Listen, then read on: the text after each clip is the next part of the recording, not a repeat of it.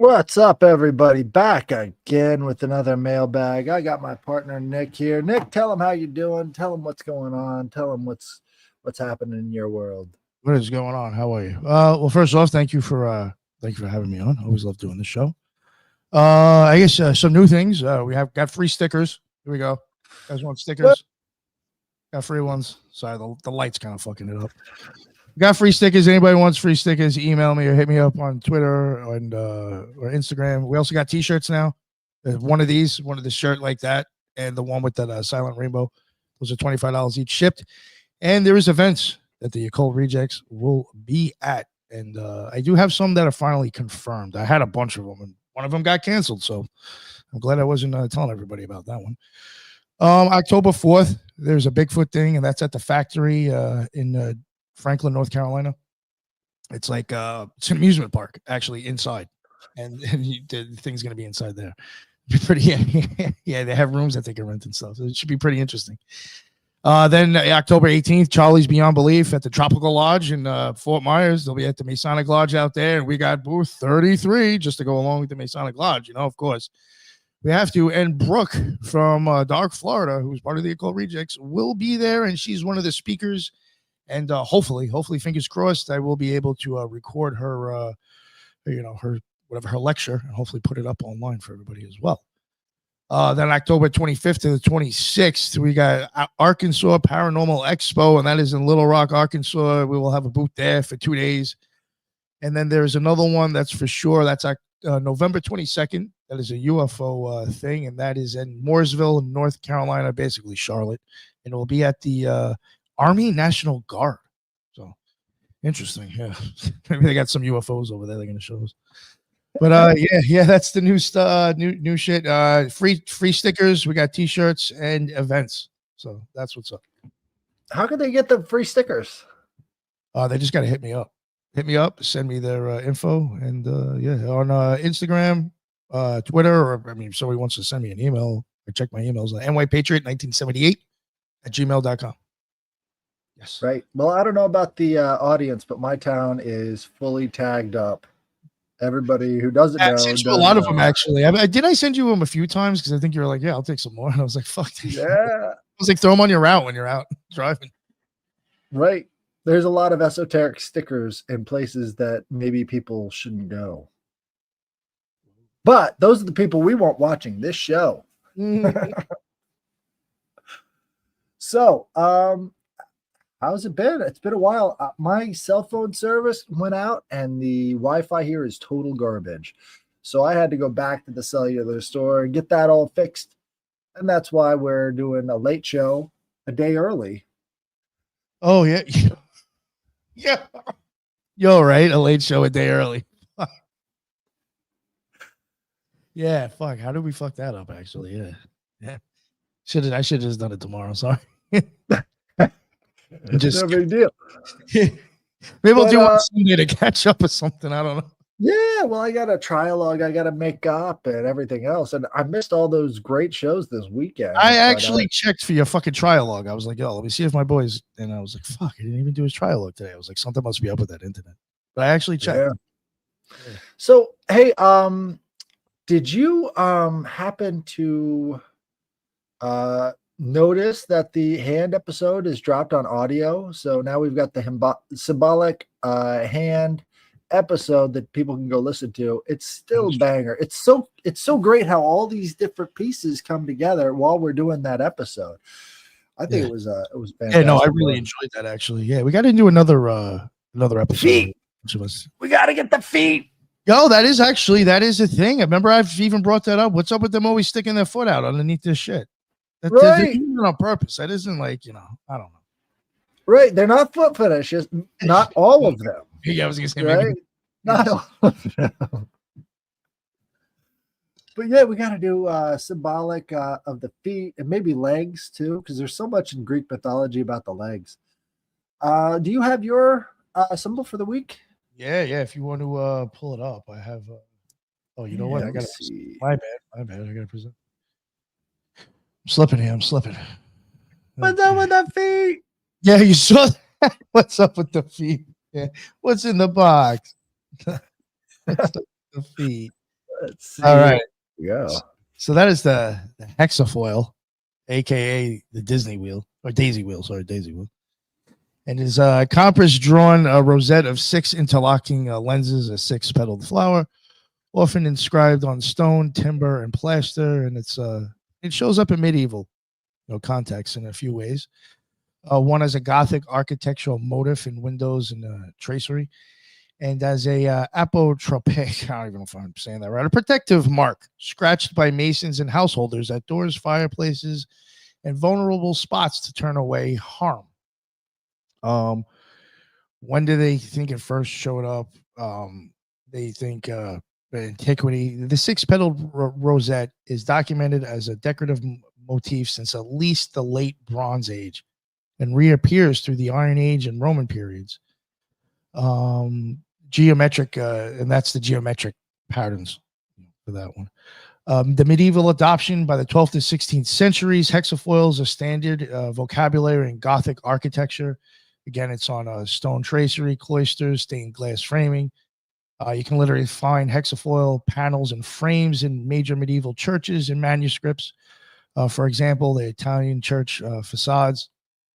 You'll see them, San Domenico, whatever, around at Lucera, around the 1300s. That has it all over it. It has preserved cut stone hexafoils in it. It also used as a protective ritual mark in Britain and parts of Europe. Compass-drawn hexafoils, also often called witch marks today, are widely recorded on late medieval and especially Tudor or early modern fabric around the 16th and 17th centuries. They're frequently on buildings that themselves are medieval. Whereas it has been seen and used again in churches and kind of medieval sites. It's been seen in Portuguese cathedrals also as well. Again on fabric. And what does it mean? It's kind of a protective thing. Again, they describe hexafoils as marks to ward off evil or demons. It's kind of sometimes associated with witchcraft, or even considered almost like a thing, like goes along with the evil eye, something kind of like that. It's to get rid of spirits. Cosmological or solar or storm associations. Some scholars read the rosette as a solar emblem or a thunder wheel linked to Indo-European storm gods. This is a scholarly interpretation rather than a single medieval doctrine. Just to let people know that. And in Britain, the hexafoil often appears alongside Marian monograms. So something maybe up with that too. And I think it's pretty much it. That flower of life type motif really picked up from the hexafoil, right? So yes. Right. So they kind of rebranded and relabeled the hexafoil as this flower of life thing in the 1970s because this guy went over to Egypt and he found it in one of these ruined Egyptian temples. And he brought it back and he's like, this is the flower of life. It can be found all over the world. And he starts naming them off. And this is where we have that mythology today. But the hexafoil in that case, they went to the place he was talking about and they found it. It was actually graffiti, Christian graffiti, over top of the hieroglyphics that were there originally. So what the guy was seeing was actually a hex sign. And so cinquefoil, hex sign, it's all sort of in that same milieu. So it really is, late Bronze Age originated, but it was done by the Christians on the temples of the late Bronze Age. Yeah. There was even people are even saying in the chat, this stuff, I'm even thinking about it now, even when I went to DC and Nashville. Those things were on you remember, I think those things were on a lot of buildings that I filmed. But just looked a little bit more artistic. But yeah, those things are on everything if you think about it. A lot of shit. They're on a lot of shit. Well, I'd have to measure it, but I think I'm seeing ratios there that can be used in architecture. So they said it can be drawn with the compass. I wonder if this is at the basis of how they measure out and create the beams for the structure. So as you would connect those lines on the inside, you would also be calculating the archways and things like that, using this sort of symbol as the basis point for what your measurement should be when you're making these, fantastic things. Because I didn't think they were working off blueprints, the same way we do. They had to kind of wing it and understand what the ratios would be so that the structure sticks together and actually resonates at a certain frequency.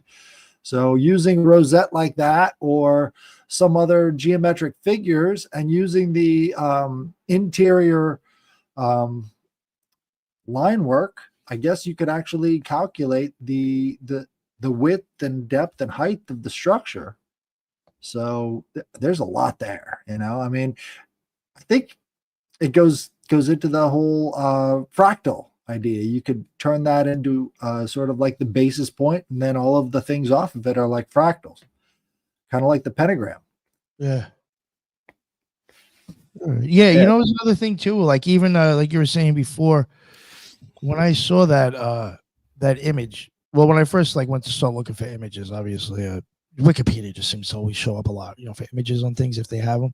So when I clicked on the image, it brought me there, and I noticed that like what you were saying down below it was showing how you got into almost that sacred geometry fractal shit from that. Right. And same exact thing that you said, you'll see it actually done on Wikipedia, showing you how it went from there to there.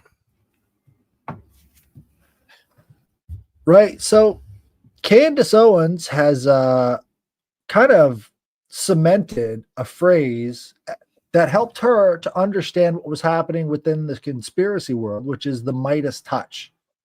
So I thought I would bring up King Midas. Oh, right? I love it. Nice. The guy who turned everything to gold with a touch. Now it's so common. The way she uses it, she says that the elites will pick somebody and then they'll just have a free ride all the way up to the top, kind of like Emmanuel Macron. He didn't really have to go to school. He didn't really have any qualifications for the jobs that he had. He was like the head central banker for the Rothschilds and all the rest of this.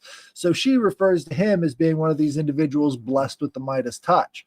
So there are probably lots of other ones in that same situation. And when you're looking in the background, they don't really have anything to back up their credentials, but somehow they make it to the top. And so King Midas is king of Phrygia, right? So you've heard us talk over and over and over again about the Phrygian cap, right? So this is in Thrace, kind of south of Thrace.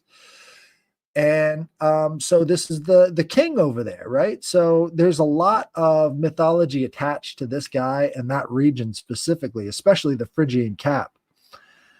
Many myths came to be associated about it. Members of the Phrygian royal house. So his father was Gordius from the Gordian knot idea. And that was one of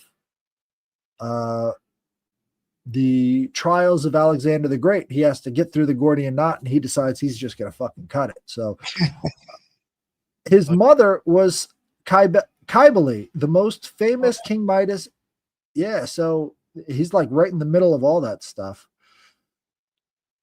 Is remembered in Greek mythology for his ability to turn everything he touched into pure gold, and this came to be called the Golden Touch or the Midas Touch. Legends told about this Midas as and his adopted father Gordius, credited with founding the Phrygian capital city of Gordium and tying the Gordian knot. And so actually that kind of goes into your symbol too, right? So the flower of life is supposed to be kind of like this knot work as well. There's several symbols, including the Norse symbol that I keep bringing up with the 3 triangles that are sort of like these knot work ideas. This was in the 2nd millennium BCE, before the Trojan War. Homer does not mention Midas or Gordius, while instead mentioning 2 other Phrygian kings, Mygdon and Otreus. Midium was presumably named after him, and this probably also Midas, according to the Pausanias, founded Ancria, today known as Ankara. Another King Midas ruled Phrygia in the late 8th century BCE. Most historians believe this Midas to be the same person as Mita, called king of the Mushki in Assyrian text who warred with Assyria and its Anatolian provinces. If you think about the differences in how the Neo-Assyrians saw the world versus how the Greeks saw the world, and how they interpret the same characters, and the Greeks give you stuff like this, whereas the Neo-Assyrians give you like stick figures with strange bug eyes. It's so interesting how these two different cultures are depicting the same area and the same events in totally different ways. It's funny I said the bug eyes. You're right, right? Right. Yeah. They've got the Sumerian bug eyes where it just seems like their eyes are too big for their face. A little like, yeah, like reptilian, like something. Right. And so that was kind of the Neo-Assyrian style. And they basically kept a continuity with the motifs coming through the Sumerians, right? And so you see this a lot with the what do you call them? Canaanite Phoenicians.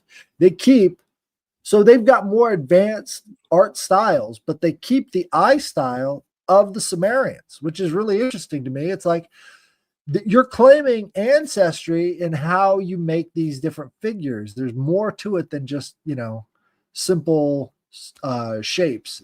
These are actually a continuity that stay throughout the centuries. So there's a Midas monument in Phrygia that dates back to about 700 BCE, and many contradictory legends about the most ancient King Midas. In one, Midas was king of Pessinus, a city of Phrygia, who as a child was adopted by King Gordius and Cybele, the goddess whose consort was, and who, by some accounts, was the goddess mother of Midas himself. Again, this Cybele figure almost creates people out of nothing. It's parthenogenesis. So in Thracia's Mygdonia, Herodotus referred to a wild rose garden at the foot of Mount Bermion as the Garden of Midas, son of Gordius, where roses grew of themselves, and each bearing 60 blossoms and surpassing in fragrance. So apparently there's mystic bushes associated with him as well. Mystic bushes. That's great. Well, I mean, the mystic bush motif you see happening over and over again in lots of different cultures around the area. And the Phrygian culture was sort of like the bridge or the crossway between the East and the West, Greece being in the West, and then all of the rest of this stuff is down south and east of that point. And so Phrygia really did become one of these crossover hubs for a lot of different cultures and a lot of different happenings. And what Herodotus, now it wasn't Herodotus, I believe it was Plato that said that the Phrygians and the Egyptians had a contest of which society was ancient. And instead of the Egyptians even putting up a fight, they just gave up. They're like, you guys beat us. The Phrygians are the oldest in the world. And so that was the idea back then. And you see Cybele as this figure that's sort of a constant all throughout the most ancient times in Phrygia. So this ancient goddess worship really did influence everything else. It was one of the most primary things. And so people get all freaked out with the Attis worship and the self-castration and all the rest of that stuff, which did come out of Phrygia, right? It did come out of Thrace. It did come out of this region. But you have to go back and say, yeah, that's actually super, super like 45,000 years ancient type stuff going on. Yeah. Just a And little. a lot of people, right? A lot of people don't give Phrygia their due, but like we even have the Phrygian cap on our seal for the army today.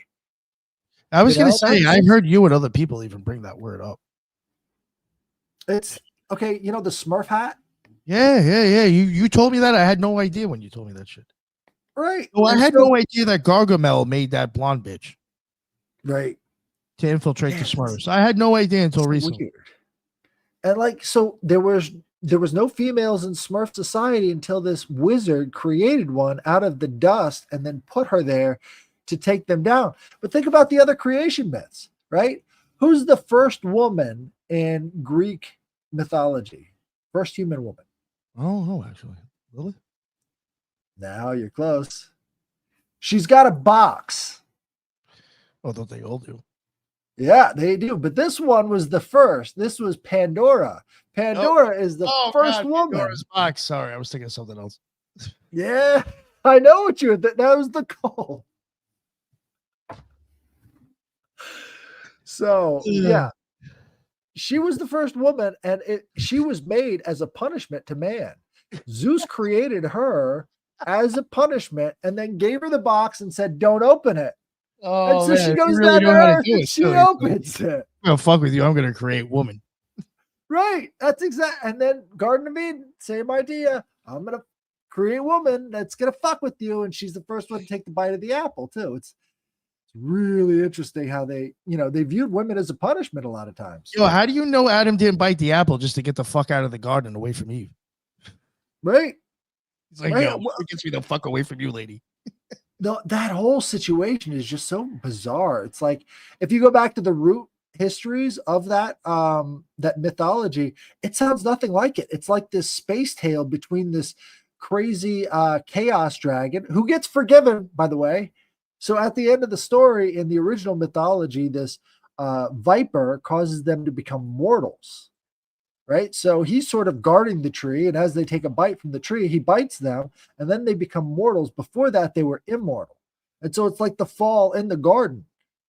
There's so many crossovers between the original myth and what they have in the Bible, but it's like they perverted it in ways that make it really like guilt driven and everything else. So they changed the original mythology to make it more guilt ridden, which I think is kind of interesting.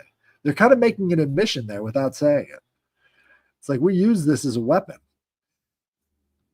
But let's see. We got emails, hopefully. Oh shit. Oh shit.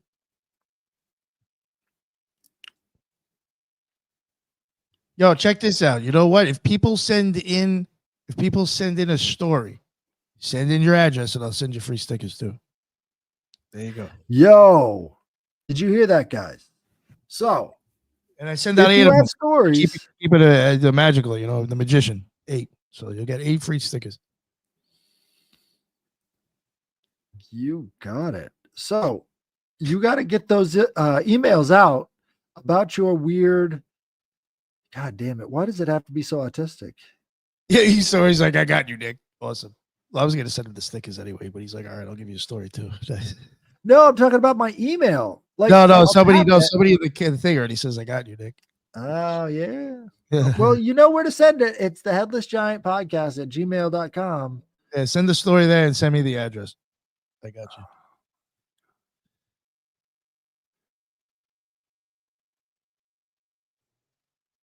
Oh, we got that. This is so infuriating. Got that kid Alexander coming back on this Saturday. That's something upcoming. Oh, what's that? Were you on with him the first time? Maybe not. He was that smart Polish kid. He like wrote a book. Yeah, he's really good with like megalithic stuff and science and the spirituality, like mixing both.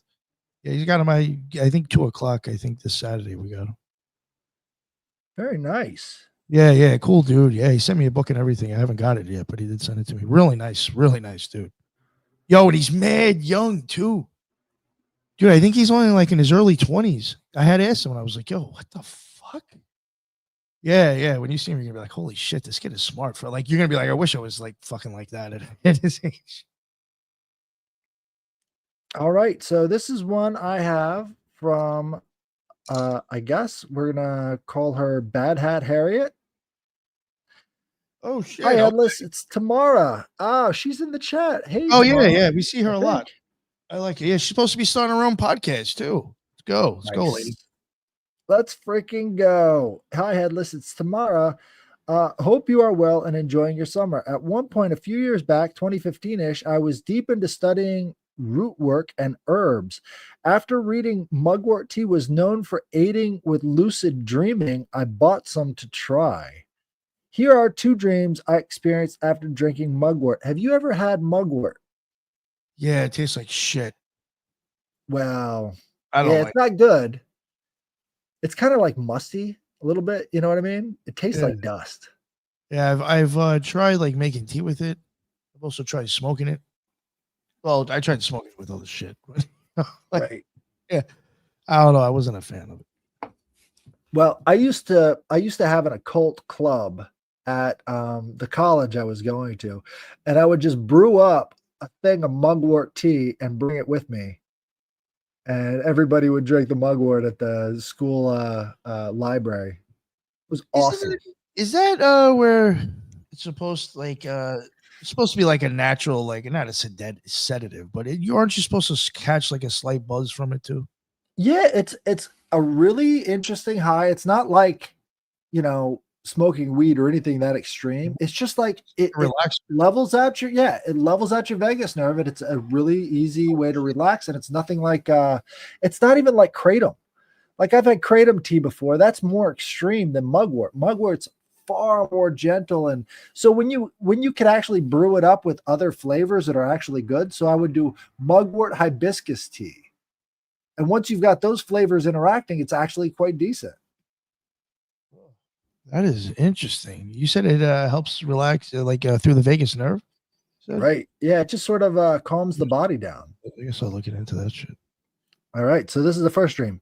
After hiking up a winding trail up a mountain that seemed more like a twisty Grinch who stole a Christmas tree, I was met midway up by a faceless, cloaked man who had come out of a small crystal grotto or cave. Without talking, he handed me an old pink vinyl binder with my masking tape label on the front of it with my name written in capital letters in a black marker. It looked like a binder I might have had in grade 4. Under my name, also in marker, was written Akashic Record. I rushed to open it and see the contents, but alas, it was sealed shut. He shook his head and took my pointer finger in his hand and pushed it far up my nose. It was weird, but I trusted him. I felt something hard and cold, and when I pulled it out, it was a long, quartz clear crystal. I felt very vulnerable, yet better and clearer without it plugged up there. I wish I could remember more. That's awesome. That's the first dream. Oh, wow. This is the second dream, mission dream. Flying dreams are my favorite dreams. Even before the mugwort tea, I would dream of squatting down in a corner of a room and lift off. I would float up into the ceiling or sometimes go fly in a park or forest. These dreams would be so joyful, I almost would say a spiritual wet dream. I would wake up in such bliss, tears of joy flowing. This time was different. After drinking the tea, I went to bed and fell asleep. The dream started in the usual manner of me going to the corner of my bedroom, going into a deep squat and leaping, arms raised above my head, hands clasped. I flew straight up and kept going up through the ceiling, up through the treetops and skies, darkness, and then I was in what I would describe as a bright white chrome oval room. Taking up most of the room was a white oval conference table and chairs. The walls had chrome countertops, and above the small rectangular windows, little blue and red lights. In a meeting had just ended. Chairs were not pushed in all the way into the table, and there was a person at one of the counters shuffling and stacking up papers as she was just had taught class and was tidying up for the next group. She didn't notice me at first. She was very tall and beautiful, wearing a tight, white, spicy jumpsuit. She had short black hair, high cheekbones, blue eyes, red lips. She moved like a cat. It seemed my presence, and she sensed my presence and looked up from her work. There was recognition in her eyes. We were friends, I sensed, but she was annoyed at me and scared. She said, "What are you doing here?" She looked at my disheveled hair, beige t-shirt, khaki sweatshorts, rolling her eyes. I look dirty and sweaty, earthy, I guess. "What if someone sees you in that?" she said. "You are not supposed to be here. You need to go back to your mission." That's all I remember. My takes on this dream have changed over the years. Was this a police or government agency I was doing undercover work for? Some galactic space cop operation? Or something deeper? I have no clue. I think I need to order some more mugwort tea and see if I go back. Well, it sounds like I've got a mission too. I need to order some more mugwort tea and see what was going on there. But no, it's kind of interesting that Akashic Record and the other ones seem kind of related. Like, what if this is the pre incarnation phase? And so she's back into the boardroom where she had just, gotten out and then into the earthly realm. And now she's visiting again, but she's not supposed to be there. She still has a mission on Earth.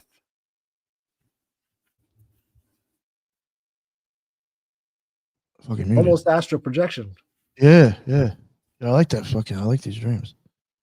Right. What's your interpretation? Do you have anything that stood out to you? I don't know. No, I mean, I honestly thought the crystal up the nose was really good. Right. I think that's funny. So she was being guided to remove like crystallized energy or something out of the head so that she could access things like the Akashic record. It was almost like instructive or healing dream, right? You have that sort of angle. You've been instructed on how to clear your senses, right? It's interesting. Yeah, like how Doc was like, what, crystal meth? That would make sense. Pull some crystal meth out the nose. Right. Well, normally, actually, you're going the reverse. Instead of pulling the crystals out, you're putting the crystals in. Yeah, that's true. With enough pressure, right? With enough pressure and heat, you could actually probably turn it into a much bigger crystal. Oh man. But yeah, people, you hear that. If you got any stories, just to help sweeten the deal here. I mean, because we're asking so much for an email. I'll send I'll send some stickers to you. If you send in a story, leave the email, leave the address with Headless, and he'll I'm sure forward it over to me, and they'll send out the stickers. So, right. So if you want to be a real Headless fan, what you got to do is you got to get mugwort. You have to get hibiscus, and you have to get like maybe orange peels. Orange peels work well, but like you mix those together and then drink that tea before bed. And then you write the emails to me about what happens next.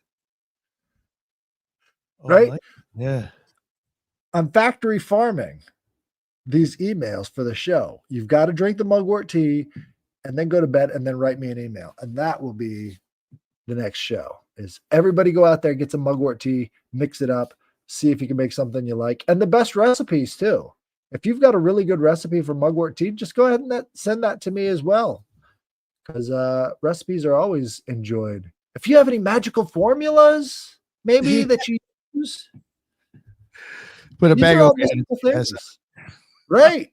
Well, hey, do you remember the game that we would play as like kids where you would like take a deep breath and then stand up against the wall real fast? And you remember that shit? Yeah. Right. I remember seeing people do that shit. That was big in the Army. Like they thought, they can't get high, they can't get drunk, so they're out there passing out. Oh, that's crazy. Yo, it was like I was gone for years and then I just came back. That's wild. Absolutely. So there's how many of those experiences send them into? Yeah.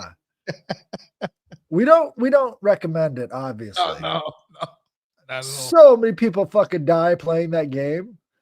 Mostly it's because people aren't paying attention to where they're standing, so they'll just fall down and like stab themselves. Fucking nuts. Oh, Euros is asking. Headless was in the Army? Yes. Yeah. Yeah, Euros, we got to hit you. Yeah, sorry to interrupt. We got to hit you up, Euros. I wanted to get you on. I was actually thinking about it earlier today. I want to have her on for like the Enneads. She's been covering them with Plotinus. Yeah, we got to get on for that. Yeah. I've been really on that guy's stuff, man. I really dig that dude. Plotinus is awesome. Like, there's so much crossover between your episode and what I'm studying when it comes to early Christianity and all the rest of these influences. He's so in there. Like that is like Neoplatonism is Plotinus. Oh yeah, basically, yeah. They'll even say it basically from him. Yeah. Right. And so you're talking about all these magical traditions of, theurgy and all these other things that come through that whole circle of Neoplatonism during the 2nd century AD. And a lot of people just sleep on it. They're just like, oh, I read Plato, I read Aristotle. It doesn't. Oh, yeah. No, for sure. I mean, he even covers stuff. He's got stuff on site. He even gets into the eyeballs too in his Enneads. Yeah, pretty interesting stuff, that dude. Yeah. I was impressed. Right. And it's funny, all these philosophers have their own opinions on things like sight and like the senses and stuff, and they include that in their work. And it's funny because you can see all the cultural influences in how they see the world, because they're literally telling you how they think you see the world. Yeah. Which is fun. But this has been a great episode. So we'll see you again next time. I don't know. Do you want to do another one tomorrow? Yeah, we'll see. Actually, I might be able to. Yeah, if you want. Yeah. All right, we'll fit it in there. About 30 minutes. It's not that bad. I was thinking maybe we should do like a 30-minute show a day, you know?